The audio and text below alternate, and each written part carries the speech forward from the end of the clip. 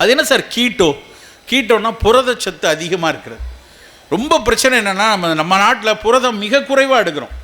ஆனால் நம்முடைய பல வேலைகளுக்கு, நம்முடைய எதிர்பார்த்தலுக்கு, நம்ம தசையினுடைய வலுவுக்கு, நம்முடைய எண்டூரன்ஸ், வேகமாக ஓடணும், ஒரு வேலையை காலையிலேருந்து இரவு வரைக்கும் ஓய்வில்லாமல் செய்யணும், எல்லாத்துக்கும் புரதம் வேணும். ஆனால் நம்ம சாப்பிட்ற புரதம் பாருங்கள், அதுவும் வெஜிடேரியன் சொல்கிறோம் இல்லையா, அது ஆக கழிவு. என்ன பிரச்சனை அப்படின்னா புரதம் வந்து முட்டு தான் இருக்கும். ஆனால் வெஜிடேரியன்னு சொல்லிவிட்டு நம்ம வெஜிடபிள் சாப்பிட்டா பரவாயில்ல, வெஜிடேரியன்னு சொல்லி நல்ல தட்டில் ஒரு 80% வெஜிடபிள் வச்சு கொஞ்சோள சோறு சொட்டால் அவனை பாராட்டலாம். ஆனால் வெஜிடேரியன் எல்லோரும் சோற்றேரியனாக தான் இருப்பாங்க.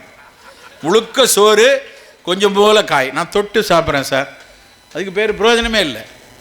வெஜிடேரியன்னா நிறையா கொஞ்சம் அவரைக்காய், கொஞ்சம் கீரை, கொஞ்சம் வெண்டைக்காய், புரதச்சத்தை மிக அதிகமாக எடுத்துக்கொள்ளக்கூடிய தன்மை.